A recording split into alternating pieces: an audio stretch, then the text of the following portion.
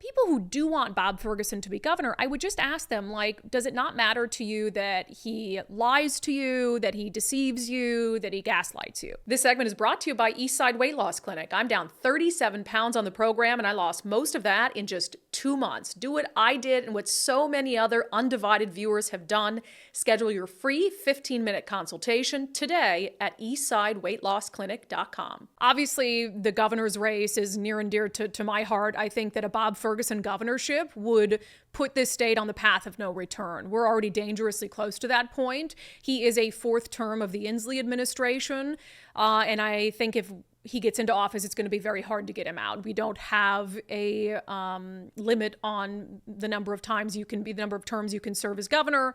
We know that Jay Inslee served 3 terms as governor, so Bob Ferguson, I think, would do the same, or he'd try to run for the presidency. Maybe I'll give him, I don't know, what do you think? 1 term before he runs for the presidency? Half a term before he runs for the presidency? Something like that. He'll probably run for the presidency in 2028 if he wins. So let's not give him that joy. I got to say, though, so he was out yesterday making a final pitch to voters, and he put up this video from Green Lake. And I guess it shouldn't surprise me that he decided that his final pitch to voters was going to be a flat-out lie. Because I'm proud I'm the only candidate running for governor who does not accept money from large corporations or corporate PACs. Why? Because I believe in the power of a grassroots campaign and centering the people in the decisions I make as an attorney general and as governor if I'm elected. Yeah, so we've already pointed out that that's a lie. It was a lie the first time he said it. It was a lie the second time he said it. It was a lie when he put it in a TV ad. And it's a lie when he takes a video at Green Lake Park and says it. And it shows that he has no regard for the people who he's looking to serve when he just flat out refuses to be honest, especially in the final day of voting in the primary election. And just in case you need the receipts again, I mean, we pointed out that in previous campaigns, Bob Ferguson has indeed taken money from corporations and corporate PACs like AT&T, Microsoft, Walmart, Expedia, McDonald's, Weyerhaeuser, Boeing, Yahoo, AOL, Google, Anheuser-Busch, BNSF, Pfizer, et cetera, et cetera, et cetera. Now, one of the things that I said back when he first told this lie is, if he were willing to be a little more nuanced, he could get away with this. If he were willing to say, hey, I have taken corporate PAC money in previous election cycles in my races for attorney general. I have now moved away from that. Here's why. And I won't be taking any corporate PAC money in the race for governor. Then that's the truth. And that's a very different thing. And that shows that he, one, cares about honesty and integrity, and that he's willing to admit that maybe he did something he no longer agrees with. But that's not what he's doing. He is holding himself up there as holier than thou. I don't take corporate PAC money, when he has lined his campaign pockets with corporate PAC money for many, many years. I would also point out, now I can't tell you if these are big corporations or small corporations based on just the figures, but Bob Ferguson has taken more than twice as much money from the business sector in this election, in the 2024 campaign for governor, according to the PDC filings.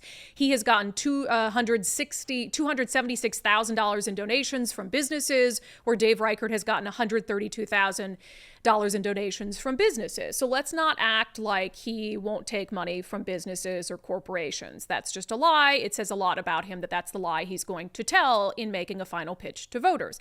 One other thing that stood out to me in the race for governor, remember what Bob Ferguson has been saying in his TV ads? And to me, like, I get it. You guys were in agreement. We don't want Bob Ferguson to be governor. I mean, there might be a few people watching who disagree, but I think based on, comments and polling that we do on the show every day, I think it's pretty clear that you guys are in the same, position as I am, where that would be a very, very dangerous thing.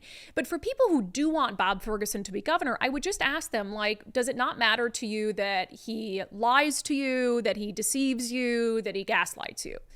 Because to me, that bothers me. Like Donald Trump, for instance. I'm probably going to vote for Donald Trump in November. I mean, things have changed since I, made that pledge. Nothing has changed in terms of who I'm voting for. But I've said that I think that, yeah, Donald Trump has a track record of lying. A lot of candidates and a lot of politicians have a track record of lying.